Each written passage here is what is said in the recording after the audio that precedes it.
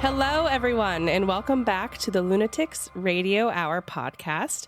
I'm Abby Brenker. Today I'm sitting here with Miranda Warzel. Hello, Miranda. Hey, Abby. How you doing? Good. Welcome back to the podcast. It's been a little while since we've had you on the show. I know. I'm so excited to be back, especially with this topic. I know. I'm so excited too. And Miranda brought us this topic and had already done some very intriguing research. So very, very excited to get into it.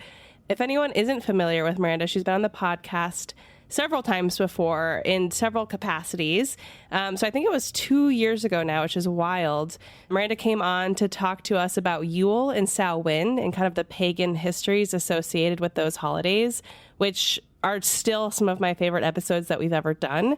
And she has also come on several times and lent her brilliant voice acting to us. So Miranda has been just the best, and I'm so excited that you came to me with this topic because I think it's the perfect rock and roll way to end the year. Hell yeah, absolutely. This one is messy, super messy. It is. So today, as you've all seen when you clicked on this episode, we are talking about the history of Black masses. And we're going to get into exactly what that means, but I do want to caveat to everybody before we get into this that our episodes are normally not safe for kids, but this one especially, I would say, is going to deal with some heavy topics. It's going to deal with human sacrifice, a lot of strange kind of ritualistic, satanistic type things. So just keep that in mind as you're listening through. This one is going to be a little bit heavier than normal. Yeah, there's a lot of bodily fluids in this one, That's a great way to say it.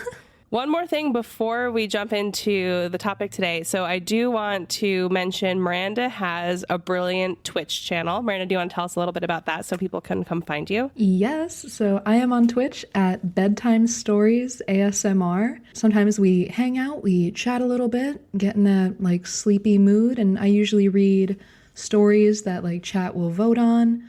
I've read a lot of short horror stories, sci-fi stories. I started reading The Hobbit, and next up I'm going to be reading the original Grimm's fairy tales. So I go all over the place, and it's usually a pretty fun, but also relaxing time, a couple of nice gentle giggles before bed, you know what I mean? I love that. And of course, we all just love your voice so much. And anyone listening is probably hell yeah. So we'll link to it in the description of this podcast as well, so you guys can find it. But yes, I am especially excited for the Grimm's fairy tale series. Yeah, me too. I can't wait. I found this mega list of all the Grimm's fairy tales online. Ooh. And there are so many that I've never heard of. So we'll see where this goes. It's going to be a journey. And they're especially disturbing. We actually did a series on the dark, disturbing history of fairy tales a while ago, and it remains one of our most listened to series. And it's kind of once you realize the dark roots and some of those original Grimm's fairy tales are very, very upsetting. And I think it's they're perfectly poised for people who are interested in horror, but then also people who watch Disney growing up and you're whoa, this is the root of this story. How did Disney just whitewashed it so much? Yeah, it's way more gory, overall, it's way more gory, way more anti-woman, Yes. Even though most of the stories are centered around women, it's very much this is the story of another beautiful woman's downfall and she, all that. Yeah. The perfect stories to fall asleep to, at night. Yeah. Perfect. So, real relaxing. So we have a lot to talk about with Black masses. So let's get into the sources to kick things off. As always, we have Wikipedia. We couldn't do it without Wikipedia. Also Britannica.com. There is a Reuters.com article, Plans for Black Mass at Harvard Anger Boston Catholics. A BBC.com article, Harvard Satanic Mass Conjures Controversy. A Vulture article by Jordan Crucchiola, How Luca Guadagnino Brought Suspiria's Bloodiest, Wildest Scene to Life. A Skeptical Inquirer article by J.D. Sword, A Sheep in Wolf's Clothing. A New York Times article by Alan Uhas, It's Time to Revisit the Satanic Panic. a documentary called Satanis, The Devil's Mass from 1970, which was a wild film to watch and very easy to find online. A book called The Confessions of Aleister Crowley, which is an autobiography, a Ranker.com article, History of the Black Mass, and a RogerPerce.com article, Epiphanis on the Borborites or Hibionites, which also just forgive any mispronunciations in this episode. It's going to be a rocky one at times. We're dealing with some historical text here. So the first thing I want to address really before we get into kind of some of the more rock and roll elements of this story is I want to set expectations, because there is like this long-standing controversy of Satanism in general, right? And so a black mass, we're going to define in a minute, but like a black mass is really, in theory, this like satanic worship ritual. And we're going to talk about that, but a lot of this really is going to bring about this prejudice in that kind of black mass being used against people and minorities and smaller groups in different societies to perpetuate prejudice. And I think we're all kind of familiar with that from the 1980s with the Satanic Panic and how that ruined a lot of innocent lives. So we're going to talk through this, and a lot of times you'll see that thread really clearly that like, oh, this was just used to kind of like ruin someone's life or punish someone for some reason. But there's also some truth to some of these things, right? So I just want to like put that out there ahead of this, that it's really important to look at the nuances when we look at something like the history of black masses. And I also want to define Satanism in general, because on a very basic level, of course, like Satanism is the worship of Satan, but really in practice, especially in modern time, but kind of throughout history, the majority of Satanists are actually either making fun of other types of religion, or B, especially nowadays, they're using the protections in the United States of the First Amendment of religious freedom, and they do a lot of work to like help with things like abortion rights, right, or other things like that. So a lot of the quote unquote satanic groups in modern times are not actually Satan worshipers, and that's really not what we're talking about today. But I want to like make sure that that delineation is clear. Yeah, I feel like a lot of modern Satanism is centered around like radical self-acceptance, self-love. Helping all different types of people, accepting all different types of people. It's way more welcoming than like a lot of sects, you know? Way more open-minded, it seems. Oh, yeah. And a lot different than how it used to be perceived, for sure. Like the reality of it is just a very open-minded, open-armed group. Yeah, 1,000%. It actually sounds like a group like I want to be part of. So, you know, and they do a lot to like help marginalized folks, which is, you know, awesome. I love that. And I feel like I'm really like caveating and putting a lot of warnings out there for this episode, but I'm going to do one more, which is just that there is so much nuance to everything we're about to say. And there's so much of this that is like really, really old history. And we're looking at the sources that we have access to, and we're, you know, using like modern historians' analysis of those. I'm going to put out a blanket statement for this episode that like, some of these things are alleged, right? We're looking at things that people have claimed, and we're going to talk about all that. But I just want to say that, right? Like, we are doing our best with firsthand sources, but we were not there. We don't know the truth of some of these things. So just like keep that in mind, right? That this is really the history of like claims of black masses, right? For the most part. Just don't want to upset anybody out there. Yeah. Can I tack on to that it's suspected that most of these accounts of black masses might not have even happened at all, because most of the accounts were brought out of people through torture, and a lot of it was kind of baited out of people by Catholics. So if you could picture a Catholic being like, "You did this, didn't you?" and torturing people until they said yes. So a lot of the ideas that we see here and the reason why they repeat could very well be because these were ideas that Catholic torturers essentially came up with, perpetuated, accused people of. So, yeah. 1,000%. Yeah, totally. So we're going to kick things off with a quote from Britannica.com just to kind of define what a black mass is. Again, assuming that it's happening in reality, right? What its intention is. Quote, "Black mass in the Roman Catholic Church, a requiem mass during which the celebrant wears black vestments, The term is more commonly used, however, for a blasphemous and usually obscene burlesque of the true Mass performed by satanic cults. The naked back of a virgin woman often serves as an altar, and a validly consecrated host is generally used to intensify the mockery. The rite commonly incorporates other elements of satanic magic, such as philtrites or abortifacients. Charges of Satanism and celebration of the blasphemous Black Mass have been made against persons of heresy and witchcraft since the early Christian times. End quote. So even before Black Masses became a thing, like quote unquote a thing, there were many versions of Catholic Masses that priests could be paid to perform, called low Masses.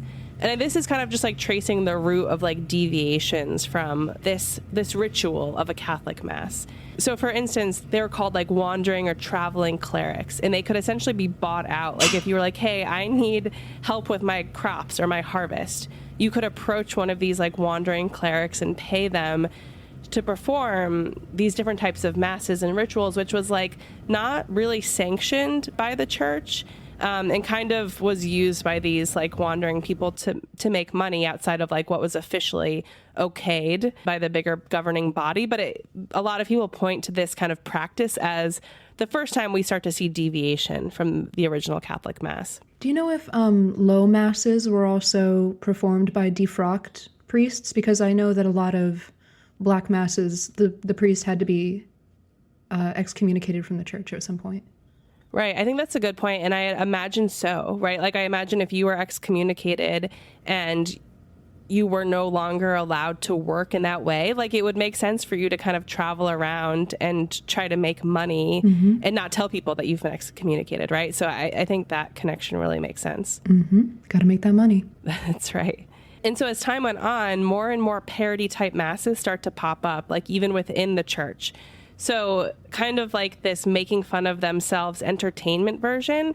There's like gamblers masses or drinking masses. I also think it's really funny how all these masses have like these funny names. But they were making fun of monks who were gambling or drinking, and it was kind of like this internal way to entertain. And obviously there was, I'm sure, some like annoyance, but people really liked them. And it was like doing the nativity scene at Christmas. It became like a thing to do to entertain folks. I really like the term blasphemous and obscene burlesque of the true Mass. Is just a very beautiful, off-putting sentence. Yeah, and I think a good way to describe it, because masses are this theatrical ritual thing, and regardless of whether they are like Catholic, above the board, quote unquote, masses, or these Black masses, or any other version of that, it really is theatrical performance, right? And so I think like comparing it to like this burlesque, I like the imagery of that because it feels correct. Yeah, absolutely. Like vaguely sexual, kind of dark. It evokes all the right thoughts. It brings all the right imagery to mind. Yeah, absolutely. It's important to point out that it isn't just Satanists or people who, that are like performing different variations of masses, that you can kind of trace how this practice started, right? And became more and more popular until it became like, oh, you were kicked out of the church. Like, of course you're going to turn to this and do this kind of like darker version of a mass just to like screw everyone over, right? It's kind of like a fuck you to the church. Oh, very much so. And it's also, you can imagine like most of these priests were celibate for the most part. Obviously, you have many exceptions, but in the eyes of the church, like celibacy ruled all. And during these Black Masses, such a big part of them was like, massive orgies and like various sexual acts that were never talked about, were seen as obviously sinful, deeply sinful, next to demonic. So this was kind of a mode of catharsis and rage against the church. Absolutely. So I think this is a really good time to maybe illustrate, and this is going to be probably a little bit graphic, but like illustrate what Black masses entail. I'm sure people have some awareness from horror films and things like that, which we'll talk about at the end. Of course, the whole point of this podcast is the history of horror. So it's something we see illustrated all the time. But Miranda, you've done a lot of research into kind of the claims themselves. And so it would be great if you could like maybe talk us through kind of some of the elements that are typically involved in a quote unquote Black Mass. Yeah, this is absolutely graphic. Very, very graphic. Like we mentioned before, it's usually performed by a defrocked priest over the naked body of a virgin woman. And I read a couple of different things about the hosts. Sometimes the host is the body of Christ, right? Yes. I believe so. Most of the time, the Black Mass host was made with the menstrual blood of the Virgin. And it was normally kind of sculpted into these like little triangular forms and fed to the people. There was a lot of bodily fluids that went into this. There was like urine involved sometimes. That was seen as the blood of Christ. There's so much dense information that some of it is kind of hard to get out concisely. But let's see, to continue painting this picture. At one point or another, the priest would have sex with the Virgin in front of all of these people. And then shortly after that, an orgy would take place. A lot of other things happened. Let's see, stomping on the cross, spitting on the cross. Oh, saying the Mass backwards. That's the part that I forgot to mention, is that the prayers and the Catholic Mass itself, they would recite these backwards, which is where, obviously you get a lot of the, like playing a record backwards and like trying to hear things. I was just thinking like the Beatles. Yeah, everyone was like, oh, you have to play the White Album backwards. And yeah, it's like a funny little trope. Yeah, all comes from this, which dates back to the 14th century. This is old. Another thing that took place during a lot of Black Masses, allegedly, was the burning of a very creative blend of incense, including henbane, datura, dried nightshade, and myrrh. Obviously, myrrh is like extremely common, very beautiful, very perfumey. Dried nightshade and datura cause hallucinations and kind of like insane impulses, and can also make people highly sexual. And can also kill people. Yeah, it can. So that's the thing. It brings you so close to death that it can cause you to hallucinate.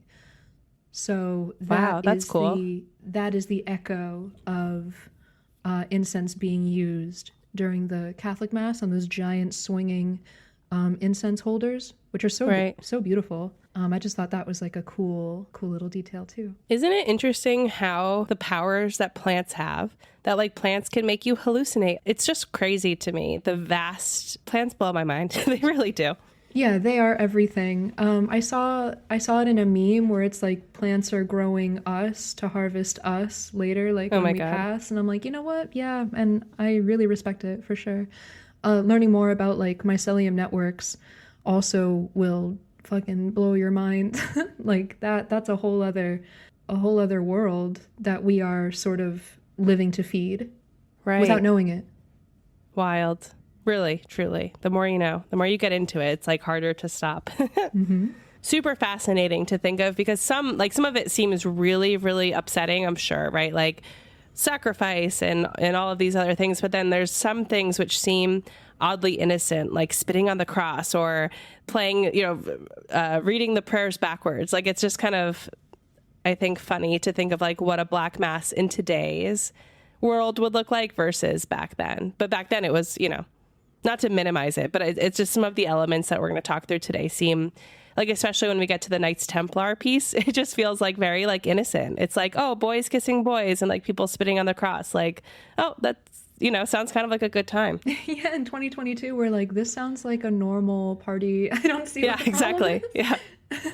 Awesome. So I think that kind of sets us up, right? Like historically, with how we got to Black Masses and really what they were when people claimed that was going on. It was this, again, for the time, upsetting, dense, dark thing. Oh, it gets way more upsetting. Yeah, certain accusations against very specific people get acutely upsetting, for sure. And once again, most of these were direct accusations from Catholics to the people, not people just coming out and saying like, oh, by the way, this is what we do. Right. Yes. And that's why we have to take it all with a grain of salt. Mm-hmm. There's also a really strong connection here between Black Masses to the European witch hunts. And I think it's important to talk about this briefly because when you think about witch hunts, right, even in the U.S., it's the premise of quote unquote witches communicating with the devil or making deals with the devil. And a lot of that comes with this these accusations of rituals, right? Like I saw them doing this terrible thing with the devil. I saw them having sex with the devil or whatever, kissing the devil. It very much ties back to these like slinging accusations of black masses, just kind of in like different bits, right? So I have some I think they're kind of long, but they're really interesting firsthand quotes. And I'm going to try to convince Miranda to read some of them in her beautiful voice. But the first one is from 1597, and it's a French work called The Antichrist, and it's describing one of these like witches who was caught with the devil and how it kind of played out. And it's from the era of the European witch hunts. An Italian man took her to a field on St. John's Eve. The man made a large ring with a rod of holly, muttering a few words which he read from a black book. Thereupon appeared a large horned goat, all black, accompanied by 2 women, as well as a man dressed as a priest. The goat asked the Italian who this girl was, and having replied that he had brought her to be his, the goat made him make the sign of the cross with his left hand. Then he commanded all of them to come and greet him, which they did, kissing his rear. The goat had a lighted black candle between his 2 horns, from which the others lit their own candles. The goat took the woman aside, laid her in the woods, and carnally knew her, to which she took an extreme displeasure, suffered much pain, and felt his seed as cold as ice. Every Wednesday and Friday of each month the general meeting was held, where she went numerous times, with more than 60 other persons, all of whom carried a black candle, lighted from the candle that the goat had between his horns. After that they all began to dance in circles, their backs turned to one another. The person who was performing the service was clothed in a black robe without a cross. He raised a round slice of turnip, dyed black, instead of the host, and cried at the elevation, "Master, help us!" Water was put in the chalice instead of wine, and to make, quote, holy water, the goat urinated into a hole in the ground, and the person who was performing the service asperged the attendants with a black asperges, sprinkling of water. In this group they performed the practices of witchcraft, and everyone gave a story of what they had done. They were to poison, to bewitch, to bind, to cure illnesses with charms, to make waste the fruits of the earth, and other such maladies. Well, thank you for reading that so beautifully.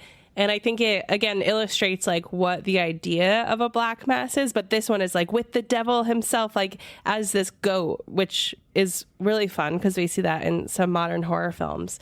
But it feels like so almost, I don't know, like I know it's like telling us this bad thing, but it feels like a really fun, whimsical sort of event in some way, too. It feels deeply pagan, which makes sense. Right, exactly. I think when people hear black masses, they don't realize how far this permeates, right, through different historical events. And so that's why I think everyone is really, really intimate with the witch hunts, right? And or at least have some awareness of it. But this is exactly the same thing we're talking about. It's just kind of skinned slightly differently. Mm-hmm. The next quote, I'm going to have Miranda read one more of these like witch hunt themed quotes because I'm kind of obsessed with them. But this one is from the early 1600s from Basque. And on such nights the devil says mass, to which end his servants set up an altar with black and ugly altar cloths under a dossal of old, black, and torn cloth, and an altarpiece with images and figures of the devil. And before Mass begins, they have a missal ready, and all the other things needed for saying it. And the devil hears the confessions of all the witches, who admit as sins the times they have been to church, the masses they have heard, the good deeds they have done, and the evil deeds they have failed to do. And once they have confessed to the devil, he dresses in certain long, black, and ugly vestments, and he begins his Mass, his servants singing it in hoarse, low, and out-of-tune voices. And in a certain part of it he preaches a sermon to them in which he tells them not to be vainglorious in searching for a God other than the one they have, for he is a good God, and that though in this life they must endure hardship, work, and poverty, in the next they will enjoy much rest. And then they go down on their knees in the presence of the devil and kiss him on his left hand and chest and shameful parts and under the tail. And once they have all made this offering and veneration, the devil continues his Mass and lifts up a round thing of the size of a host, which is black like the sole of a shoe, on which an image of the devil is painted. And as he lifts it, he says, "This is my body." And while they are all on their knees, beating themselves on their chests, in veneration they say, Aquera giote, aquera viete, which means, he, goat up, he, goat down. And in the same way he lifts up a sort of chalice, seemingly of black wood, and once the Mass has ended, he gives them communion, while they are on their knees around him, and giving each of them a sort of black shape on which there is an image of the devil, which is very sharp to swallow, and he gives them a draught of a very bitter drink, which noticeably chills their hearts. Love this quote specifically because it's literally like the opposite. You know, it's like the opposite of everything that happens in a Catholic Mass. The witches are getting punished for doing good deeds, right? Instead of bad. It's like so literally the opposite. And I think it's just like a fun, bizarro world to play with here. Yeah, completely reversed. You got to admire the attention to detail. They were really astute about that. Absolutely. And obviously we're making light of it to some degree, and like people were killed over this, but we're looking back after many, many, many years here. Yeah, and once again, some of these were just stories. I would also like to add that there have been 2 mentions of kissing booty.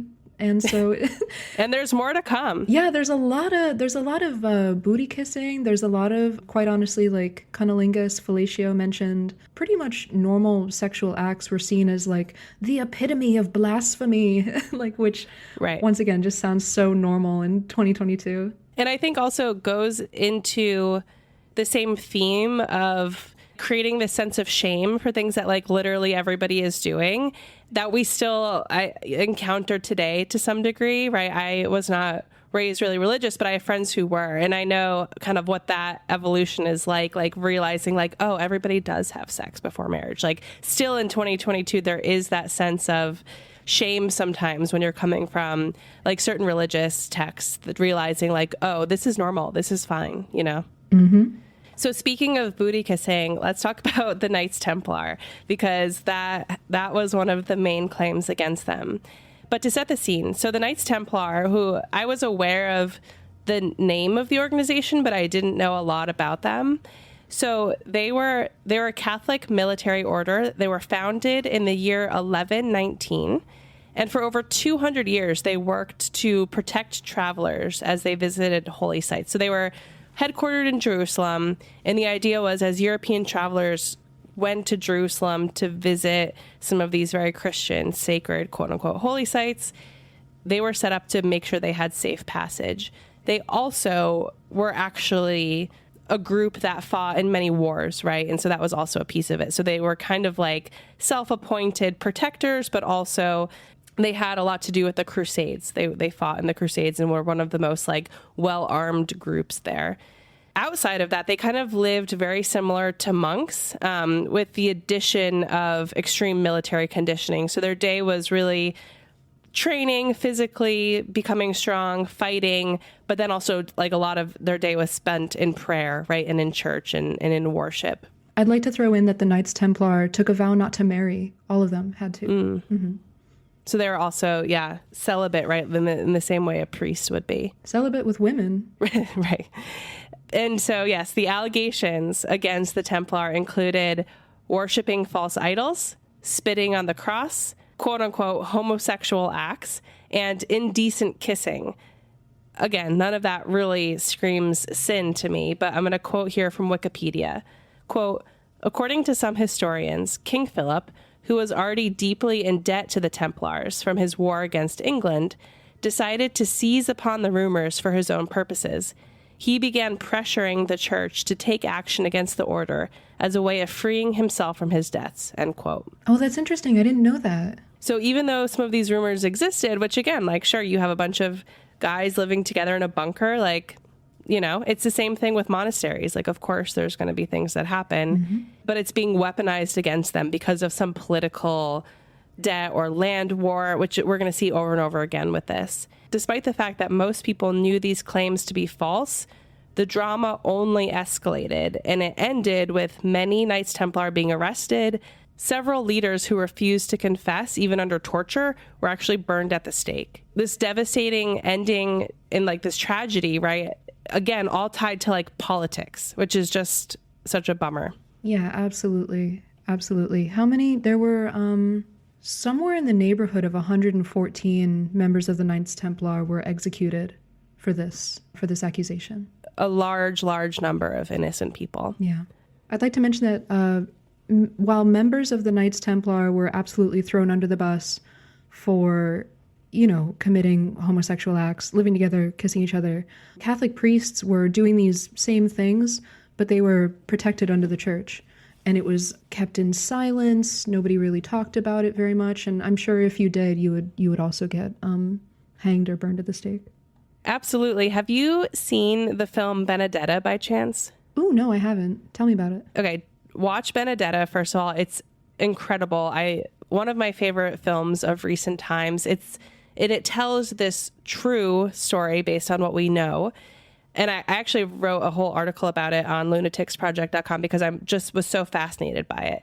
The general gist of Benedetta is that that's the name of a real nun who lived, I forget, maybe the 1500s, sometime around there, who was accused of being a lesbian, but also kind of had these visions of Jesus and rose to be like Mother Superior, but then was taken down because of these accusations. And so it's really interesting to kind of see that pattern of people, just regular people who fall in love and who have sex and then having that weaponized because people want to take away their power or take away.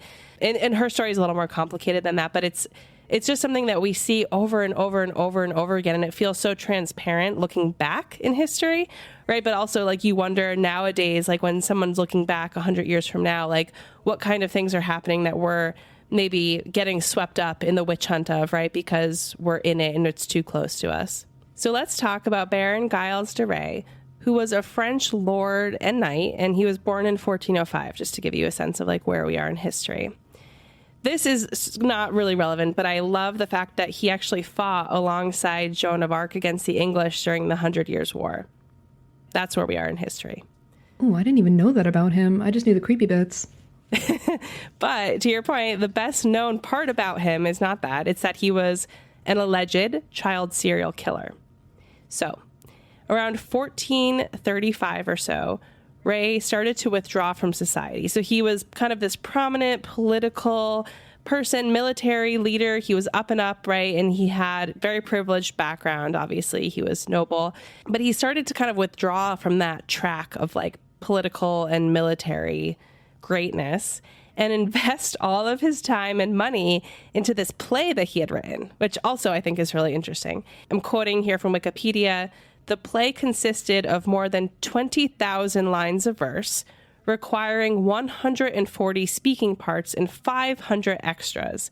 It was performed in Orleans on the 8th of May, 1435. 600 costumes were constructed, worn once, discarded, and constructed afresh for subsequent performances. Unlimited supplies of food and drink were made available to spectators at Ray's expense, end quote.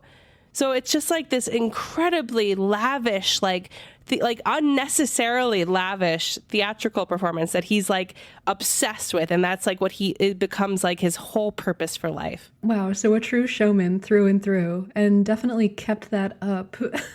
He ends up like selling a lot of his land and property to fund this project, which like pisses off his family because that's like their generational wealth that he's getting rid of.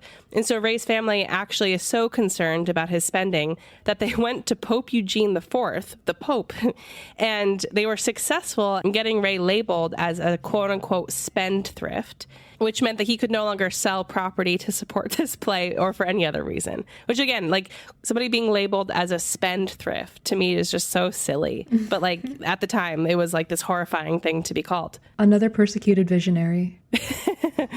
So that's kind of like the context and the background, but that's not obviously like the intersection with Black masses. So this might be one of the more difficult sections of this episode, just for everybody to be warned. Again, we had called out earlier, Giles de Rais is most famous for being a serial killer, an alleged serial killer of hundreds of children.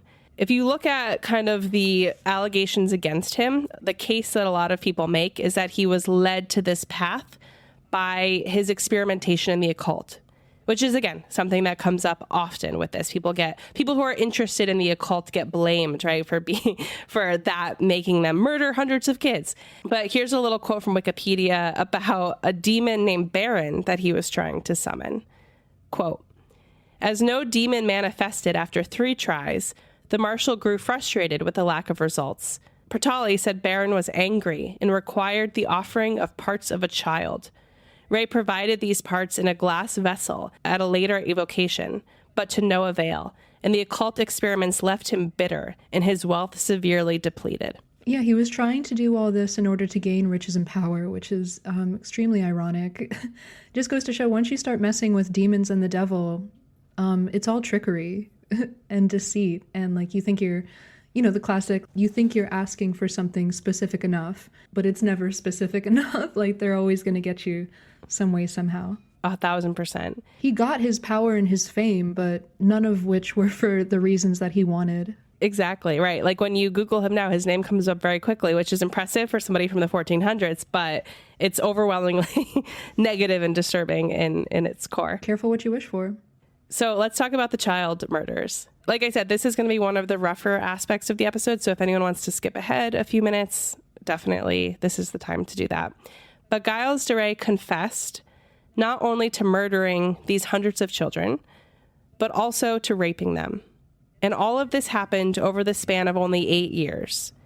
He was able, quote, allegedly, to kill so many children over that period of time because he had accomplices. His cousin, for example, was another person who confessed to having aided this. The accounts tell us that he would kidnap children or have them kidnapped by his accomplices. I think he had, in addition to his cousin, some of the servants were in on it. He would have them kidnapped, dress them in fine clothes. And it's this part that's like extremely creepy, if true, right? Mm-hmm. In either way, just the story of it is creepy. That he would kind of wine and dine them as these innocent children, these like very young children, dress them in fine clothes, like give them this like noble experience, because often these kids were not noble, right? They were coming from poverty, and that's why he was able to so easily kidnap them and get away with it. This sounds kind of familiar, right? In like modern society, kind of rings an Epstein bell, doesn't it? It absolutely does. Mm-hmm. Absolutely. Yes. So then these kids would be assaulted in really, really horrifying ways. There's a lot of graphic detail about how that happened, but he would sexually assault them. He would then torture and kill them, again, in really graphic and upsetting ways. But then, like, kind of the part that's really specific to me for these allegations is that, like, in the middle of these moments, like between the sexual assault and the murder, he would like comfort them. He would say, he would hold them, according to allegations, and say, everything is going to be okay. And then he would turn around again and kill him. So it's kind of like looking at this as a profile of a serial killer, if he indeed was one, having these back and forth moments with these kids, like making them feel really safe and fancy and dressed in nice clothes and eating probably the nicest food they've ever had. Then betraying them and hurting them, then comforting them, then killing them. Like, it's just this very, very fucked up narrative of, just kind of like the worst possible death you could imagine happening to like an innocent child, right? So I know you said Epstein, and that's like a very, very, very correct similarity. Also, if anyone's familiar with the Blood Countess, right, Elizabeth Bathory, who is a Hungarian, again, alleged child serial killer, it's just the same kind of story of that. And there's some reasons we'll get into why this could be exaggerated, or, political reasons why people would come for him. But regardless, you have to like think about those details, I think, and just think about how horrifying that is for the victims. Just out of curiosity, who would have been the witnesses for such acts to be able to report them? Great question. The accomplices, I think, also, everybody, as always, right, came clean under torture. So you have to take that with a grain of salt. Also, the parents of the kids, which is the same thing as the case of Elizabeth Bathory, the parents of the kids come forward and they say, yes, I saw this guy take him or this. But when you think about the details we have, to your point about the night of a killing, right, the only people who would know that would be Giles de Rais or his cousin or a servant, right? None of these kids like survived to come back and tell the tale. And I think the connection that they make in court is if parents saw a certain servant take their kids or there was some kind of witness with the kidnapping. But beyond that, right, how do we have those details? And that raises a red flag for sure. Yeah, absolutely. I'd also like to tack on, no, I'm obviously no kind of like therapist or psychologist or anything like that, but the constant back and forth, the rubber band effect of, his torture, comfort, lavish lifestyle, torture, that back and forth sort of makes me wonder if somewhere he truly didn't want to be doing this. He just felt some kind of deep compulsion, like I have no choice. This is my only way to what I want. Like if I didn't have to do this, I wouldn't be doing this kind of thing. Right. Or he was just psychotic. Right. But that would lead to nothing, that comfort wouldn't really go anywhere other than sort of easing his own experience, easing his own mind. Like I did the best I could to make this a comfortable experience, even though the devil was telling me to make it the most nightmarish experience that I possibly could have. Right. It makes it so hard to understand history in a lot of ways because it's so hard to parse out what is false allegations versus what really happened.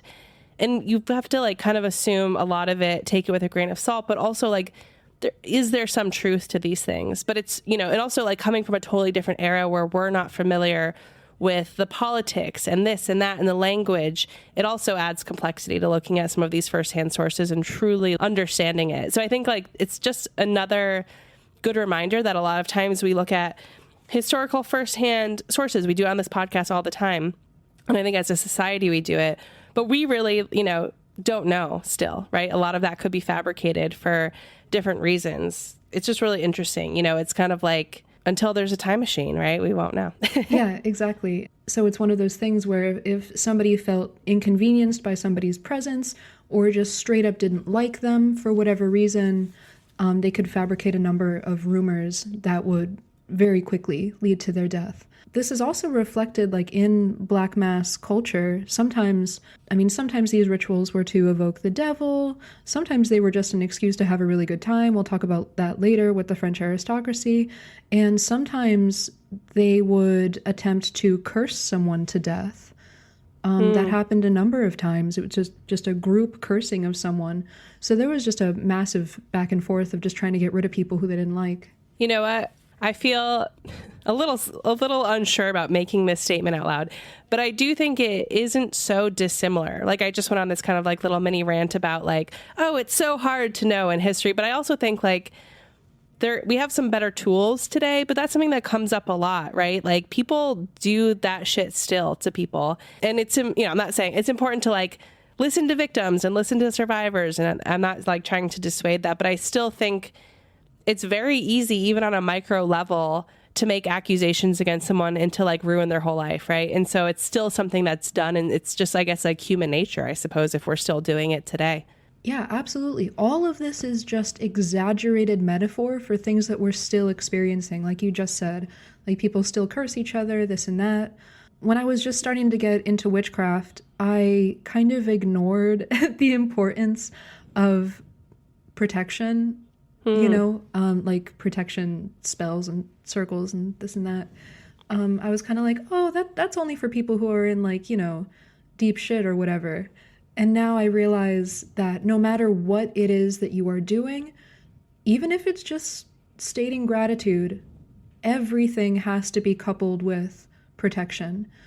Because no matter what you're doing, no matter who you are, somebody's got something to say about it. So you have to protect your energy from that in a very real way. That's so true. That really is a good reminder to us all, right? Like we're never going to please everybody. Mm-hmm. So don't let that like get in your head as much as you can help it. I know it's hard, but it's just such a good reminder. You're not going to be everybody's cup of tea, no matter what you do. That's right. Protect your peace. Yes, I love that. So speaking of that, let's talk about why the church maybe didn't like Giles de Rey, right? Like why there could have been some ammunition to try to destroy him.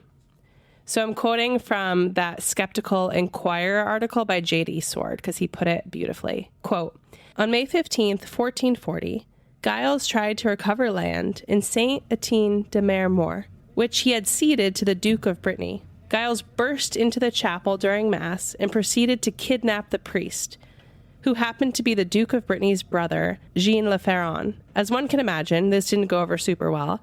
The Bishop of Nantes gave the order, and both Giles and his bodyguards were arrested on September 15th. I'm still quoting here. According to the official story, the two bodyguards and two other servants were tortured, and from their confessions, Giles was charged as having killed 140 children or more, boys and girls, in a treacherous, cruel, and inhuman fashion.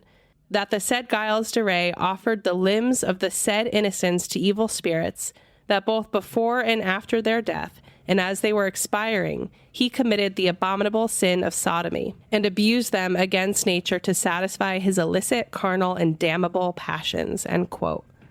So there, right, we get the confessions that came under torture, which we have to take with a grain of salt. We even see that today, right, when you get coarse confessions today by people. But I'm going to pick up the quote again just to round us out. Quote, under threat of torture and excommunication from the church, Giles confessed to the charges and acknowledged that he did them in accordance with his own imagination and thought, following no man's counsel but his own, solely for his pleasure and carnal delight, and with no other end in view. On October 25th, 1440, Giles de Rais was sentenced to death and subsequently hanged the next day, end quote.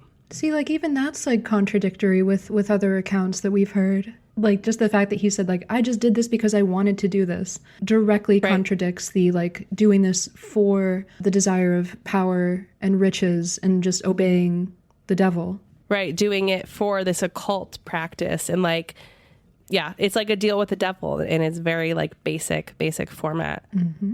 And now, not surprisingly, modern historians point out a startling lack of proof that Giles de Rais actually committed these crimes. There is further reason, beyond his attempt to kidnap a religious leader, which I laugh at, that these specific men would want to see him locked away. And that centers around his land and properties that they were actually trying to buy up, right, as he had been selling them off to fund his theatrical passions. And I think this is a really important piece of history because of that added, like, demonology rumors, right? Like, it makes it very specific to this pursuit of the history of Black masses that we're exploring. Now we're going to talk about one of my personal favorite examples of this from history. I think this is wildly fascinating. And actually, the research for this next section prompted some other really interesting bits of history that we're not going to have time to cover with this, but, like, I would love to come back to at some point, because this whole moment in French history that we're about to talk about is, like, loaded with controversy and conspiracy and magic and fortune tellers. And I'm like, whoa, this is all new to me. So we'll definitely revisit this in the future. Yeah, most of the themes that are going to come up are exactly like the modern day conspiracies that we hear all the time. Yeah, identical. In the 17th century, there were rumors about the mistress of Louis XIV of France, the Marquise de Montespan. The story goes that she called upon a priest and a French fortune teller who was named Catherine Monvoisin to perform a black mass in order to make the king fall in love with her. To set the scene here, so she was this incredibly important woman. She actually bore 7 of the king's children, and the people of France actually called her, quote, the true queen of France, because she was so influential and everyone was, like, really aware of that, right? I also just think the, like, mistress culture of kings at this time, which is so well known by everybody involved, was really fascinating, like this hierarchy of mistresses, but they actually had acute political influence. And so, as the story goes often enough, the king grew more interested in someone else eventually, right? The Duchess of Fontaine. However, that duchess died in 1681, and this is, like, where things start to happen, right? So the king has this great relationship with the Marquis de Montespan. He starts to grow more interested in this duchess. She dies kind of mysteriously, and everybody starts to point the finger at Montespan for possibly poisoning her in order to maintain her favor with the king. So that kind of makes sense, right? Like, I can follow that linear thinking. But now it kind of escalates, right? So black masses. The story goes that Montespan and this fortune teller Catherine Monvoisin, were accused of conducting were very, very dark, right? They included the sacrifice of children, and it wasn't only these black masses, which we're going to talk about in more detail, but it was also that they had habitually, again, killed. This claim is almost 3,000 infants, 2,600 infants, over and over again. And for a span of 13 years, were grinding the organs and blood of these sacrificed infants and feeding them in the food of Louis XIV in order to influence him. That practice, actually, if anyone has seen the film The Witch from 2014, you might remember the scene, right, with the child that the witch grinds the organs and then eats it to complete like a spell. But anyway, let's talk a little bit more about the Black Mass piece of it, but it's just like the allegations are just so wild. So it's said that during these Black Masses, Satan and his demons of lust and deceit were invoked, including Beelzebub, Asmodeus, and Astaroth. I love when we name specific demons. I'm into that. Yeah, right? Give them their credit. They're doing all the heavy lifting here, for sure. Yeah, it gets really messy. La Voisin employed a cadre of priests who performed the masses, including the ugly and evil Abbé Guibourg, who wore gold-trimmed and lace-lined vestments and scarlet shoes. Whenever the mass called for kissing the altar, Guibourg kissed Montespan. He consecrated the host over her genitals and inserted pieces in her vagina. The ritual was followed by an orgy. The bodies of the children were later burned in the furnace of La Voisin's house. That's a direct quote from the Occult World link. So it looks like they went to great lengths to get this accomplished. I mean, it sounds like it needed great lengths. Yeah, she was willing to do anything and everything to keep him to herself, and it ultimately did not work. Once again, when you invoke the devil, you get the opposite of whatever it is that you are asking for. That's really the lesson we should all take away from this episode. Yeah, the devil's going to be really, obviously very enticing. He's going to be like, I got your back, whatever problems you have, I can help you. And then he's going to flip you on your head, which is a tale as old as time. We've seen that in a million movies. We've seen that even in kids' cartoons. Like, I think that's the very first fairy tale we have tells that story. Like, it's like the devil is not going to work with you. It's like he's very unhelpful.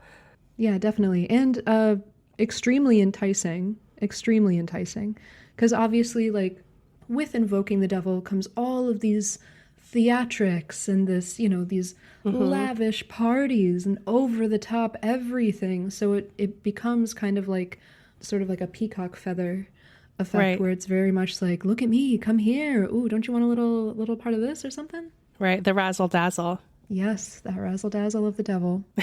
I'm seeing in your sources, I forgot about this part. The part where they found 2,600 bodies of infants buried in her garden. So those that she didn't burn, she used as fertilizer, which is kind of considerate, granted environmental. Everything else that we know. Yeah, she was an environmentalist, which, you always got to take the good with the bad. Yeah. And again, I should reiterate that there was no proof. The story kind of goes from the sources we're quoting from here that they found these bodies buried in the garden, and there's actually no hard proof that the search ever happened for these bodies, right? So again, there's so many reasons why this could be fabricated. A lot of that could also be tied to the fortune teller that she's alleged to have worked with on this, who is really the piece that I want to explore more at some point because she's so fascinating. But there's a lot of people here with like loaded reputations at stake. And there could be, and I kind of think this could be an example where some things did happen, right? But like 2,600 bodies of infants that they were secretly feeding to the king over 13 years. Like a lot of that feels like very, very impractical and impossible almost to get away with, right? But absolutely, I do think like this is one to me where it feels like maybe there's some truth embedded within this. Yeah, there's a chance that they did this a little bit, but not to the volume and extent that is recorded. Absolutely. It's so obvious why the king would want to discredit her, or any number of other people would want to discredit this like very, very influential woman. None of that is surprising to any of us. Oh, I just wanted to mention that none of this really worked out for everybody. La Voisin was burned alive in 1680 after the news of the scandal of the Black Mass broke. This was Louis's doing. He went so far as to arrest 246 men and women and 36 commoners. Wow. Oh yeah, I didn't sorry, realize the that. 246 men and women, high-ranking French nobles. That comes once again, that comes circling back around later too. Montespan was kept out of the trials, and she suffered great humiliation and disgrace. That's the thing too. I think that like in modern society, you can ruin someone's life, but like back then you could get burned at the stake. So the stakes are a little bit higher or a little bit more terrifying for sure. That's a good pun. Was there a pun intended there? Yeah, no, it wasn't intended, but it came out. Something else that I wanted to mention was that in the early 19th century, the French aristocracy kind of got wind of how fun a black mass can be. And so very quickly, these super elite people would kind of hire priests to come to their homes and perform these rituals, which were, once again, just permission, mostly to have orgies. And like maybe blasphemous things were done, who knows? But I'm just so fascinated by how popular it became. It was like a regular like genre of party, which once That again is cool. echoes modern conspiracies about like, oh, Right. the elites like to do this stuff. And it's a little true. That part is like a little bit true. And that part is documented. So yeah, it was kind of a raging party scene with French rich people. So like we said, this type of black mass is still alive today. And it's probably something more like that, where it's just kind of people being very dramatic in their pursuit of an orgy, you know, like loving Right, the like a theatrics of it. theatrical, yeah, exactly, like a theatrical orgy, like an orgy with a theme. Yeah, which that sounds fun. That sounds nice. Yeah, like a theme party. Yeah, for sure. Yeah, that's cool. That's cool. It's like a sexy Halloween party. Like a murder mystery black mass orgy. Yeah. Oh, that sounds, yeah. The official 2023 Lunatics Halloween party. I love that. Oh, that reminds me of Eyes Wide Shut. Oh my God, you're right. We should totally talk about Eyes Wide Shut. Yeah, I completely forgot to mention Eyes Wide Shut until right now. But yeah, that's coupled with like alleged Freemason rituals. And it's also obviously joining in like Black Mass elements for sure. So it's like a really cinematic and beautiful representation of both of the ideas being married together. When you think about pop culture like Eyes Wide Shut, and we're going to talk about some more films at the end, you start to see how prevalent this still is as a trope. And I remember watching Eyes Wide Shut, I think probably when I was in college and I was like in my Kubrick phase and, you know, blah, blah, blah in film school, and being like so moved by it, especially the ritual scenes, and being like, oh my God, I didn't realize like a film could be like this. And then I actually watched it back very recently, and Eyes Wide Shut is very, very long, and very little of it takes place in this like ritual thing. But the impression that it left on me as an adolescent was that like ritual scene. Like that's all I remembered about the movie. And it's so good. I think it's so good as a film. And you're right. It's like a beautiful, beautiful representation of that kind of modern, dramatic, theatrical version of this ritual, right? Mm-hmm. Absolutely. I love Nicole Kidman in that movie. She's so feral and crazy. Oh, she is.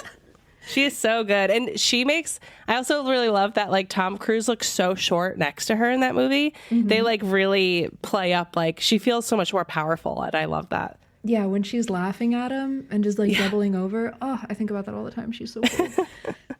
She is so cool. It's absolutely on purpose that one of the biggest parts of that movie, time-wise and thematically, is the build-up to the reveal of like, this is what it is. Because like in the pursuit of like magical and occult knowledge, that's very real. When you stumble upon new bits of information, or even when you start to step into your own power more, it feels like you're approaching something that you're like, whoa, how big is this? Like, how far does this go? Yeah. The movie's all about him piercing the veil of that. Like, oh, you want to know how far this goes? It goes this far. But the build up to that is so, it's so real, you know? Absolutely. Yeah, totally. That's a great point. So now we're going to shift a little to talk about quote unquote more modern history. We're still going to start back in the days of Aleister Crowley, but this is going to kind of lead us up to the present here. Because again, black masses are still among us. We have not outlived them. Famous occultist Aleister Crowley developed an occult version of Mass called the Gnostic Mass. So this is a little bit different. It's not quite a black Mass, but it's very famous, especially in the occult world. So I wanted to include it here because I think it plays on a black Mass. Crowley is such a big can of worms, such a big topic in the occult community. I'm not going to get into it too much because, again, that's something that's so nuanced and so big, such a big topic.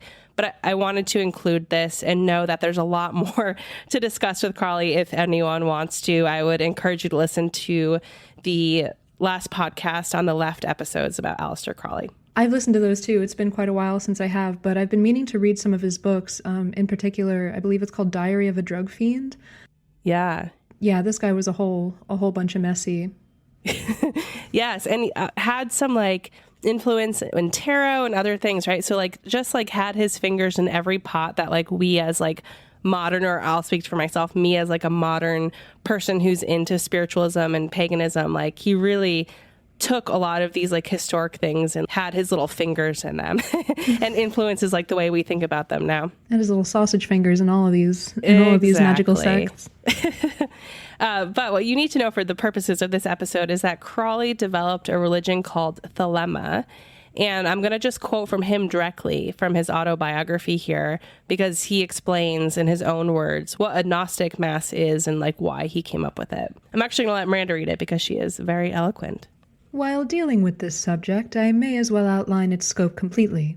Human nature demands, in the case of most people, the satisfaction of the religious instinct, and, to very many, this may best be done by ceremonial means. I wished, therefore, to construct a ritual through which people might enter into ecstasy as they have always done under the influence of appropriate ritual. In recent years, there has been an increasing failure to attain this object, because the established cults shock their intellectual convictions and outrage their common sense. Thus their minds criticize their enthusiasm. They are unable to consummate the union of their individual souls with the universal soul as a bridegroom would be to consummate his marriage, if his love were constantly reminded that its assumptions were intellectually absurd. I resolved that my ritual should celebrate the sublimity of the operation of universal forces without introducing disputable metaphysical theories. I would neither make nor imply any statement about nature which would not be endorsed by the most materialistic man of science.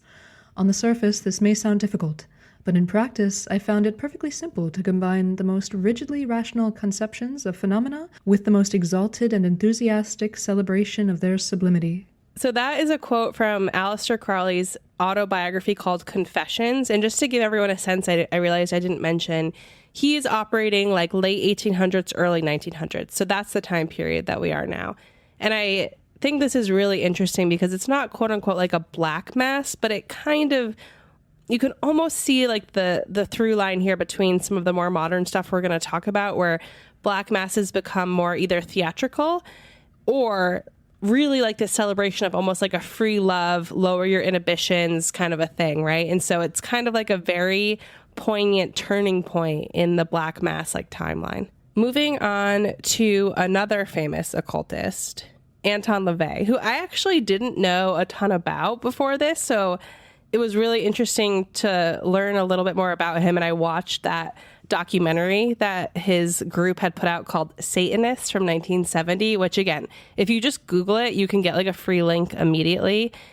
It's fascinating to kind of scrub through. It's very, very, very theatrical and dramatic, and that's what they're going for. But it's just a really good time capsule. I think it reminds me of every single 70s B horror movie, but as if it was real life. It was a trippy thing to watch. But Anton LaVey is kind of in some sense, I don't want to give him too much credit. He has a lot of influence over, I think, how we think about Satanism in modern times. LaVey was born in 1930 in Chicago, Illinois. And again, he's really well known as a Satanist, and he founded the Church of Satan, which, do not be confused with the docile Satanic Temple. The Satanic Temple is the group we referenced at the beginning of this episode. All the work that they do is really to protect minorities or people in need. There's a very big delineation. They're very, very, very passive. the Church of Satan is actually like invoking ideas of Satanism, whereas the Satanic Temple is an organization meant to help people and kind of like shake shit up, right? So there's like a big difference between those two things. Yeah, emphasis on docile. Yes, exactly. Everything about LaVey screams showman. He, as an adult, was living in San Francisco, and he was known around town for having this pet leopard who he named Zoltan. And he has this, like, you can see it in the documentary, this very like cute little brownstone house, but it's painted like completely black, right? And like next to the two like very normal looking apartment buildings on either side. And he would walk around town in the neighborhood with his leopard, and he drove this coroner's van. Everything about him, right, is it's like a showman. Everything is picked very specifically to convey who he is to the world. He was a little ham-fisted with all of these moves, you know.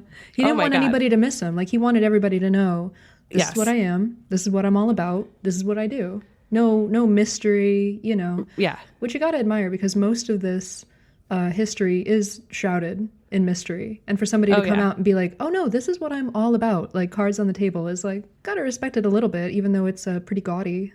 It is, yes, gaudy is the right word that I've been looking for. It is gaudy. And it's funny because in the documentary, it's like a lot of it is like interviews with his neighbors, you know, either like really supportive or like really like confounded by him. It's just kind of funny.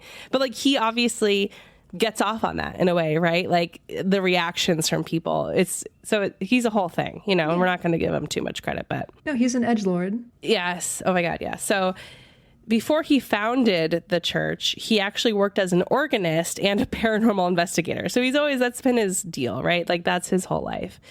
I'm going to quote from Wikipedia. Quote, LaVey formed a group called the Order of the Trapezoid, which later evolved into the governing body of the Church of Satan. According to Faxneld and Peterson, the Church of Satan represented, quote, the first public, highly visible, and long-lasting organization which propounded a coherent satanic discourse, end quote. Notably, LaVey actually performed this thing which he calls satanic baptisms, starting with his daughter, Xena, who was 3 years old at the time. He dedicated, during this baptism, her life to Satan during the ritual. And it's recorded, like the audio of it is recorded, and it was later released on an LP called The Satanic Mass, which you can still listen to. Somebody's got to sample that. Oh, absolutely. Also, like, I would love to find it and listen to it, you know, and just hear the drama of it all. The other side of the record acted as sort of an audiobook for the Satanic Bible, which is something that he wrote, of course. And the album came out in 1968 and it was re-released in 1995. So there was some like longevity to the interest of it, right? Oh, for sure. That's a timeless classic. A family favorite. This documentary, too, really shows the group, this Satanic Temple group that he has at the time living with him and near him in the 70s in San Francisco. And it's kind of like what you would expect from that kind of quote unquote cult. I don't know if it is a cult or not. I'm not like defining it, but like from this kind of group at that time, right? There's a lot of similarities in vibe to like the Hare Krishnas or other, like when we look at like cult documentaries from that time period where everybody is, I'm just into free love, man. Like, I just don't want to be kept down, man. Like, that's kind of like the narrative. And there's a lot of commentary within the documentary about how they don't accept homosexuality because there's nothing to accept, right? It's just natural and organic in everybody, which is cool, right? It's great that they're of that mindset. But that's kind of like their vibe of it's almost like hippies, you know, like satanic hippies.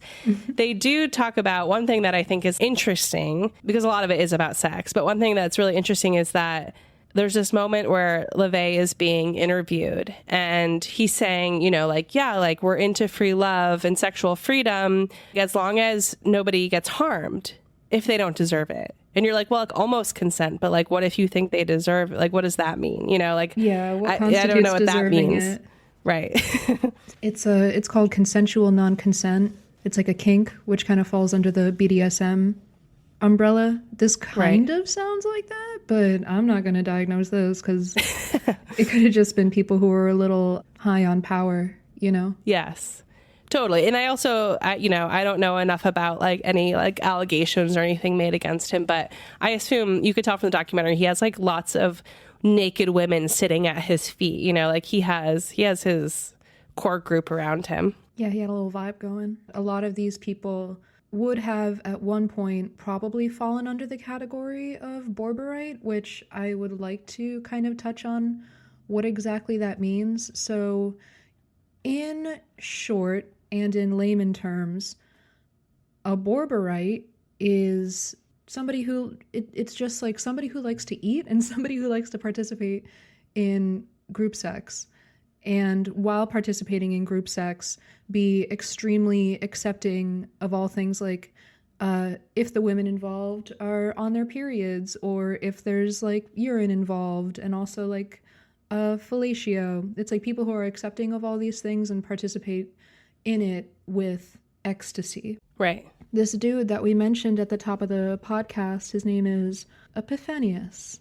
Epiphanius wrote a lot about Borborites and was such an asshole about the way that he writes about them. I swear to God, I think it's like 4 or 5 paragraphs at the beginning of his paper on the Borborites are like, this is going to be so bad that I shouldn't even be talking about this. If I didn't have to tell you, I wouldn't be, I promise. These people are unspeakably awful, so evil, but it is my duty as a wise man to tell you about these people. And then it'll be something like, a man will go over a couple's house for dinner, and then they will have a threesome, and and then they will enjoy dinner, and while their bellies are after their bellies are fattened, they will partake in cunnilingus. I'm so sorry I had to say that. Like, he's like pre and post very apologetic for these things that are like not a big deal. Maybe mind your business. Right. Yeah. It doesn't sound so bad. Yeah. I read most of the paper, and it's so padded with the drama of like, I don't know if you're ready for this one. And then he talks about it this much. And it's like, and then she swallowed his seed. Because it's all about like, this guy in particular believed that sex was specifically for procreation. He was like swallowing the seed instead of accepting it for purposes of procreation is of utmost blasphemy. So when we look at Anton LaVey's group, they seem to be doing most of this, which is really just like having a good time and not body shaming people. Right. Yeah. Like everybody is like a consenting adult, which is very clear in the documentary. Everybody is into it. And a lot of the people are like in their 60s even. It's like there's not like young kids that are being pulled into this from what I could see. Yeah, this is just a hedonistic party group. Rock on. When is that paper you were quoting? When did he write that? Was it modern? No, this is old as dirt. This is old. I think that's a really good thing to call out too. And I'm sure there's lots of other examples of this. And, I don't know the terminology for all of the different groups and things people are into in the world, but like that, we talked about how a lot of this is just like normal practice, right? And B, even if it is like a kink or something more specialized, like that there's no shame in the game of it as long as everyone's consenting and down for it. And I think it's a very good reminder that it's very easy for people to, like, there's a very clear line, I guess, right, in the sand between consenting adults taking, part in pleasure, like you said, is like none of our business, right? Like do what you got to do, versus things that are actually like abuse or violent or not appropriate. And it's in so many of these cases, it feels like the accusations are so like, oh, kids and urine, and it's like just because they need to get it over that line, right? And then it's very easy to do that. Oh, very much. And I can imagine this guy, Epiphanius, like looking through the window of this person's house, like while it's all happening, and just being very jealous and like taking notes, like while he's watching. 1,000%. You wouldn't believe this part. They're enjoying a meal, and like, yeah, they're laughing over wine together. Oh my God, yeah. So, of course, we cannot talk about the topic of Black masses without spending a little bit of time on the Satanic Panic from the United States, which was a big thing in the 80s and 90s. Again, this is another like can of worms topic that you could spend many, many episodes trying to just like understand holistically. And anyone who's into true crime is probably super aware of this already. But there is some relevance to what we're talking about. And as we're trying to give this holistic history of this very sprawling thing, we're going to touch on it a little bit briefly. In the 80s and 90s in the US, there were many innocent lives ruined by false accusations about devil worship, demonic rituals, Satanistic murder. Not to like diminish some actual things that happened during that time period, but there was kind of this panic that rose around it. And this piece of information was new to me. So I wanted to share this here because I thought it was actually kind of interesting, and I'm sure a lot of people know. But I'm going to quote from the Alan Uhas New York Times article just to kind of lay the roots of the phenomenon out. Quote, "More women were going to work by choice and necessity in the wake of the women's rights movement. And as the country struggled with a recession, conservatism and the religious right were ascendant, and both emphasized the nuclear family. Good daycare was hard to find," Mrs. DeYoung said, and many parents felt guilt for relying on it. After decades of denial, the public was starting to confront the problem of sexual abuse, especially involving children.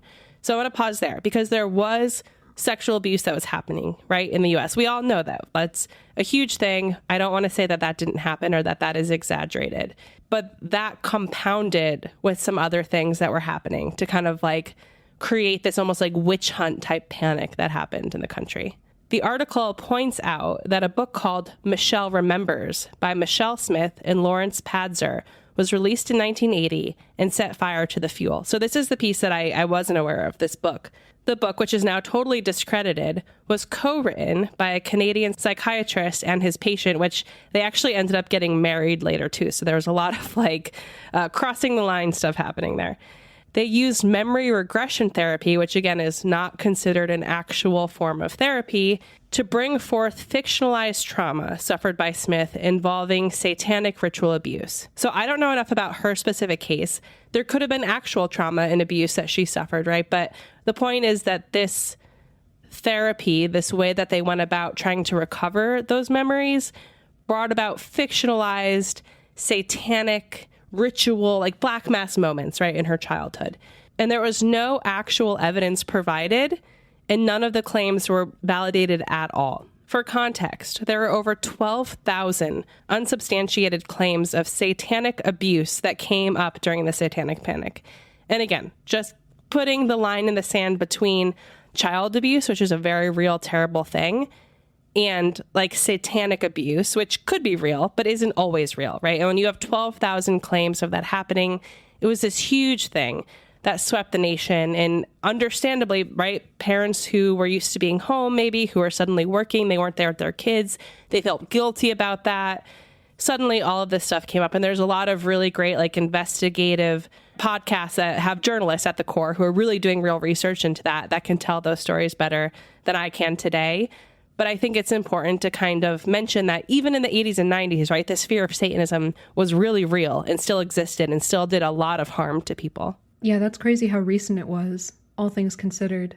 Yeah, truly, like from our lifetime, you know, like in the 90s, I was born in 90, it was something that was happening for the first 10 years of my life. I wonder, has anyone done any investigative, like looking into if the popularity of cocaine had anything to do with this panic becoming more intense? Interesting. I'm sure that they have. I'm sure someone more researched than I am could answer that, but that's a great question. Yeah, I'm sure it led to some branch of that paranoia sort of getting a little worse, you know? Oh, totally. Talking about the Satanic Panic invokes thoughts of the Hellfire Club, which is relevant, and it's also so real. I thought that this was like a made-up thing for the... You're talking about the Hellfire Club in Stranger Things? Yeah. So, is that a real thing? Yeah. Oh, yeah. Cool. Isn't that crazy? Tell me more. The Hellfire Club was a real fraternal group in London in the late 19th century and was said to perform a black mass regularly in worship of the devil, though it is more likely that the rites were little more than sexual escapades, just like everything else. Right. Just like everything else. But I just wanted to throw that in because I was surprised to learn that it was very real. That is so, yeah, I had no idea. Now that's another rabbit hole that I'm going to drop into later. Mm-hmm. Yeah, oh, this is full of holes. This whole, and oh my God, I mean truly. that, I mean that with pun intended.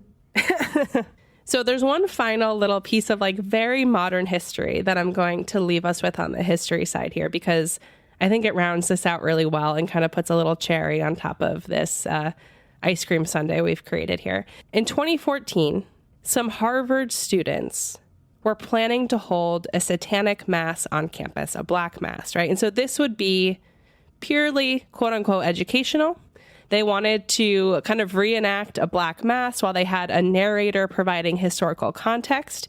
It was going to be put on by the Harvard Extension Cultural Studies Club. The event was actually endorsed by the Satanic Temple, so the docile group, and was meant, again, as a way to kind of teach history, talk about probably in similar to like our intentions today, right? Talk about this as history.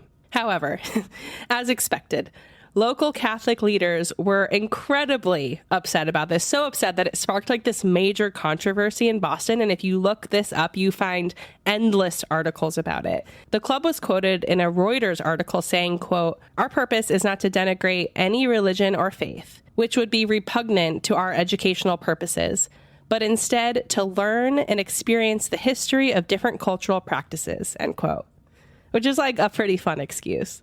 Due to pressure from the church and from Harvard, the students had to eventually take the event and move it to a local Chinese restaurant. Oh, hell yeah, dude. I know. Like, could you imagine just like being in there eating like your Chinese food and witnessing a Black Mass? Like, I wish that we could have been there. That sounds amazing. Dude, lo mein, desecrating the cross, and an orgy sounds like peak enjoyment. All I could ever wish for. Quoting from the BBC article by Anthony Zerker, quote, "Although Harvard did not prohibit the event, allowing it as an expression of student free speech rights, the campus group, the Harvard Extension Cultural Studies Club, pulled its support, forcing relocation at the last minute to the nearby Hong Kong restaurant and lounge." Also love that it's and lounge. Theodore R. Delwich and Alexander H. Patel of the Harvard Crimson described the scene. Quote, "About 50 people dressed in black and some wearing face makeup were present for the ceremony. A consecrated host, believed by Catholics to be the body of Christ, was not used in the ritual. 4 individuals in hoods and 1 man in a white suit, a cape, and a horned mask were active in the proceedings, as well as a woman revealed to be wearing only lingerie. The ceremony began with a narration on the history underlying Satanism and the Black Mass ritual. It should be noted that members of the Satanic Temple don't really worship Satan so much as they embrace atheism and point to Satan as a literary symbol for their humanist views. This didn't dissuade Catholic groups from criticizing the ceremony, however, and urging Harvard to prevent it from taking place on campus," end quote. And so there's also this Boston Globe article that describes the event as, quote, "effort at trolling, not a statement about religion or free speech," end quote. What is trolling but a statement of free speech? Exactly.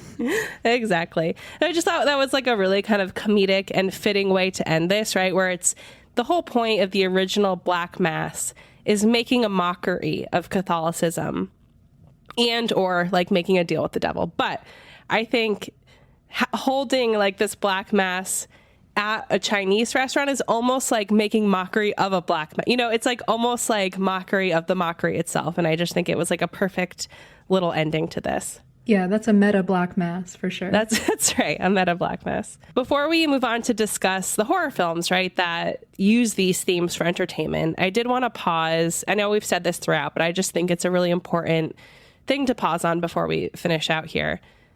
Since the dawn of mankind, false allegations have been used to control and to undermine already marginalized and othered groups of people. And I know I quote from Wikipedia too much probably, but this is a paragraph from the Satanic Panic page that I think puts it very eloquently. Allegations of horrific acts by outside groups, including cannibalism, child murder, torture, and incestuous orgies, can place minorities in the role of the, quote, other, as well create a scapegoat for complex problems in times of social disruption.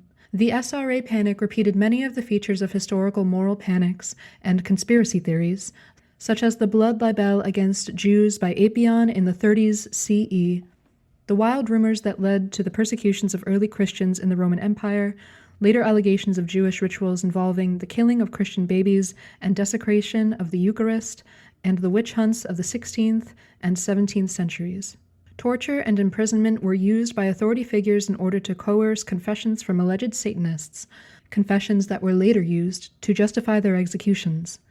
Records of these older allegations were linked by contemporary proponents in an effort to demonstrate that contemporary satanic cults were part of an ancient conspiracy of evil, though ultimately no evidence of devil-worshipping cults existed in Europe at any time in history. Thank you for reading that. I just think it was a very good summary, right? A very good conclusion to what we've already talked about today. And a reminder that even though this is really fun and entertaining, also it's a tool that is used again and again to keep marginalized groups marginalized. And we should acknowledge that. But we're not going to end on that note. We're going to talk through, as we do on this show, the history of how this is represented in current horror films, right? The premise of the podcast, the history of horror, really is to connect things that we see in horror all the time and don't question, and understand the history of them and why they're culturally important and significant, and acknowledge those things outside of just the context of entertainment. So Black Masses is no different. There are so many films, and I'm just going to highlight a few here, but there are just so many that get into representing, you know, either whether full on Black masses in films or deals with the devil, different aspects of what we talked about today, right? It's just kind of like endless. It really is like a huge trope. There's going to be like a few mild spoilers here, but not really, you know, nothing mind blowing. The first film to talk about is Suspiria. There's an original Suspiria, which I love, and then there's a remake of Suspiria from 2018. I really love a lot of aspects about the 2018 version. I think it's too long, but beyond that, I really love like the body horror. I really love the dance scenes, and I really love this like satanic ritual ending that happens that is so relevant to this episode. It's like literally what we're talking about. And I remember when I watched that, I was like, this is like my ultimate ending to a horror film. I'm just like so into the ritual of this like event that's taking place. And of course, the theatrics of it are even more dramatized because it's like this dance group that's putting it on. So it's even more chaotic and movement based. But if anyone hasn't seen either of the Suspiria films, they're kind of like required horror watching, and I would encourage you to do so. And they both play with demonology and devil worship a bit, but the ending of the remake is really, really relevant to this. Yeah, and it passes the Bechdel test with flying colors. Bravo. We love to see it. We love to see it. I love how it's the disturbing nature of it is furthered by Tilda Swinton's playing of multiple roles, and you kind of like seeing her in this makeup and being like, is that you know, like the messing with your mind that it does is visceral. And I love when a movie is able to do that, you know, like get you on a very personal level, not just a visual level. Oh my God. Absolutely. Yeah. It's like the uncanny valley kind of, but like with humans. Yeah. Mm-hmm. The next film I want to highlight is like one I struggle with because I struggle with Roman Polanski as a person, but Rosemary's Baby is a film we have to discuss, right? It's incredibly relevant to this topic. If you don't know, essentially, there's a character played by Mia Farrow who is impregnated by the devil, spoiler alert, and kind of like her group of neighbors, everybody around her is conspiring with the devil against her. This film is from 1968, again, directed by Roman Polanski, and it's a lot of people's really favorite horror film. So I think it's important to discuss. And fun fact, actually, I didn't realize this, but Anton LaVey actually plays the devil in the film. So now that we know that, it's kind of interesting to go back and see his performance there. But I struggle with it. I don't like to give a lot of airtime to Rosemary's Baby, but I do recognize how important it is culturally. Yeah, Mia Farrow carried that movie on her entire back, and she was so killer in that role. It's like a legendary role, I think, or a legendary performance, rather. The way it unfolds is so like tragically disturbing. Like the realization that everyone around her was out to get her from the beginning, the entire time. It's like she moved into a cult space without realizing it, you know, and was just literally like the vessel for the devil. Yeah, being used and like being the last one to know about it. It's and being like gaslit the whole time, right? Which makes it even more upsetting to watch. I totally acknowledge that it's an incredible film and that like a village goes into making a film, right? It's not just like Roman Polanski did not do every single thing. And there's a lot about it that's incredibly disturbing, but like in the way that you would want in a horror movie.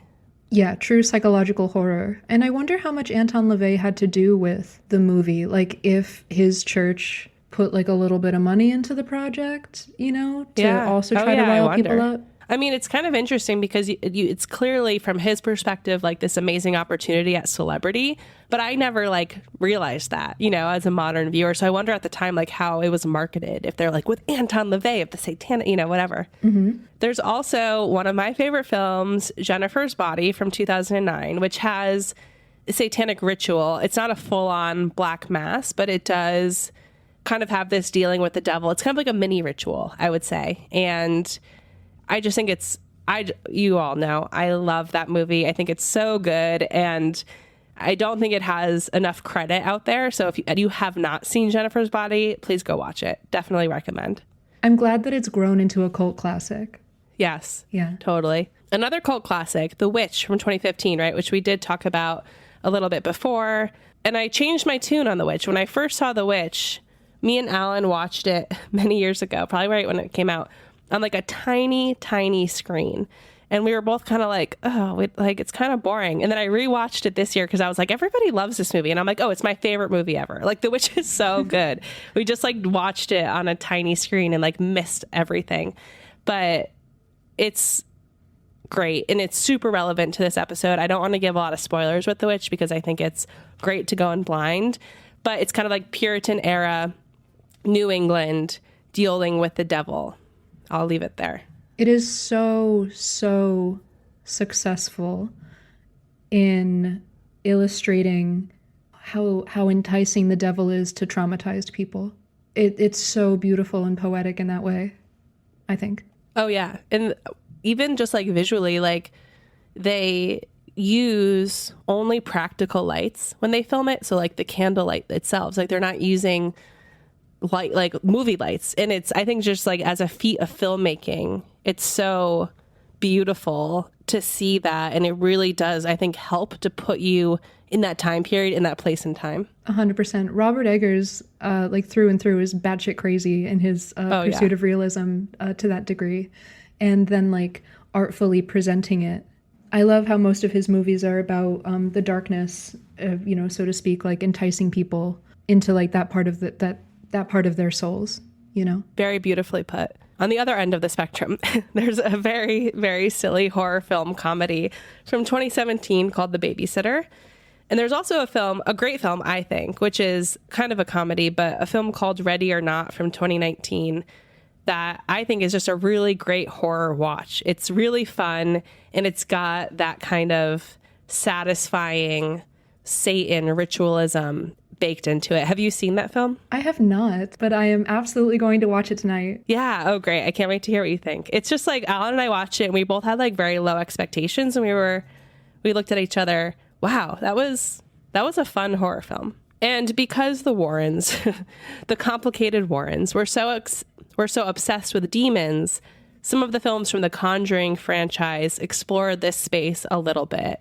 The Warrens are actually interesting because, very similar to almost how we've kind of talked about today, they, I believe, exaggerate a lot of the claims of demonology and things like that, right? And so we see that in the films that are based on their lives, but it kind of ties back to the same idea of exaggeration around Satanism, especially for fame and glory. Very one-to-one with their story. Yeah, for sure. As somebody who lives like relatively close to where the Warrens were, it is kind of easy to see like where they got all this from, because like the vibe of Connecticut can be very dark, obviously, especially during winter, and especially with like the dense history of abuse towards women, abuse towards natives. I was just having this conversation with my boyfriend recently about how on a molecular level, like this space is deeply haunted because of the atrocities that we've committed towards other human beings, and that atrocity or that trauma like lives in the bodies of the deceased, and then they go back into the ground, and then that energy is pretty much recycled forever until we redeem it. And I don't think we've done any kind of a good job at redeeming it yet, except for like the real witches who do live out in these areas and do spell work here and there to try to like pay back the earth for everything that we've done. But we need more people, you know, to be able to do something like that in a successful way. But anyway, long rant, but I see where the Warrens are coming from, long story short. Oh, yeah. And it's interesting because I also grew up in Connecticut, and I think the Warrens there are kind of like Connecticut's pride and joy for this community, right? And like everybody there. And it wasn't until more recently, like even in the last few months, where I start to hear some of the discourse online about them and how a lot of it, you know, was like the Amityville Horror, for instance, is like a bunch of people go in, they don't find anything. The Warrens go in, they're like, oh, it's the most haunted house. You know, a lot of it is like they are the ones who always claim things are haunted, right? So I think it's interesting, but I totally agree that Connecticut is, in New England in general, has such a dark history. And I think you're right. There's definitely something there. Yeah, a lot of sensitive people can pick up on that. Obviously, we have Stephen King in Maine, who can absolutely feel some of that. I'd be shocked if he couldn't, you know? Yeah, and we've talked about doing like a haunted New England episode before, and we should, because I have like so many like my personal paranormal things that I've experienced were all from growing up in like densely wooded Connecticut regions or on like very historic farms in Connecticut, you know. And so it's like, I just think there's totally something there. I've never had an experience in New York City, but I've had a lot of experiences in Connecticut. Yeah, so many of the people I knew who grew up in Connecticut, like when they were growing up, myself included, but other people and their friends would like commonly go ghost hunting. You know, this is a tradition that we see like over and over again. With people who like don't even know that much about the culture. They can just feel it in the air, because I feel like kids are like that, you know? Obviously, I'm talking about more like teenagers, obviously, people who can get to these haunted places. But it's just something that we do for sport out here. I don't know if that's common in any other part of the country as much as it is out here. I'd love to know. Yeah. I wonder, maybe like around certain regions, like the Mothman, you know, like maybe like when there is like a lore, right, that kind of lures people in. But we should, I mean, listeners, U.S. listeners or global listeners, like let us know, because I'd be curious to hear the answer to that. Do you have an email that people can submit? I do. filmsaboutlunatics@gmail.com is our email. I also want to briefly mention, just because the titles are so fun, a slew of like B horror films from like the 60s, 70s, and 80s that contain black masses. I haven't seen any of these, but again, I'm reading them for the titles. Satan's Blood, The Satanic Rites of Dracula, Taste the Blood of Dracula, All the Colors of the Dark, The Brotherhood of Satan, The Satanist, and The City of the Dead, just to name a few. There's also a film that came up a bit in my research. Again, I have not seen this, called Tragic Ceremony from 1972. And it is about a group of teenagers who encounter a black mass kind of against their will. Also an episode of X-Files from 1995 called Die Hand Die Vertlets, where Mulder and Scully investigate a town of devil worshippers. And then I haven't also seen this, but there is the very popular Netflix show Midnight Mass, which I think has some affiliation to this theme. Yeah, Midnight Mass rips. Oh, you've seen it? I have seen it. The priest is super hot. It's a great show. You should watch it. Oh, great. Okay. Now I'm totally sold. I'm going to watch that tonight. While you're watching Ready or Not tonight, I'll watch Midnight Mass. Oh, you're going to love it. Miranda, I cannot thank you enough, as always, literally, for coming to me with such a juicy and interesting topic, for being an engaging and wonderful guest on the podcast. And I always look forward to projects where we work together, because it is a delight. Yeah, same here. I love talking to you about this stuff. You absolutely get it. It's always exciting to explore these themes. And I wasn't sure if this one was going to be a little too risque, but I'm glad that you welcomed it with open arms. I hope your listeners enjoyed. Yeah, always a pleasure. This is great. Yeah, just a perfectly timed Christmas episode for everybody, all about satanic ritual masses. And reminder, please check out Miranda's Twitch channel. I will link it below. Alien.me on Instagram. She is a great follow on Instagram. She makes my day every day. So thank you so much for listening. This is the last episode of the year, so we appreciate you all for being here. I hope you all have a very safe and a somewhat spooky holiday season and new year, and we will be back in 2023. Bye. Bye.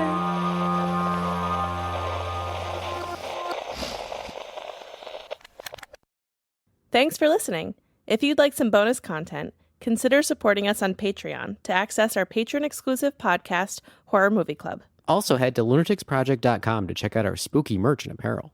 You can find us at Lunatics Project on Twitter and TikTok, and The Lunatics Project on Instagram and YouTube, where you'll find our short horror films, cemetery tours, and so much more. And please rate and review. A little feedback goes a long way to help us grow and get more content out there. Our cover art is by Pilar Kep, and musical bumpers are by Michaela Papa and Jordan Moser.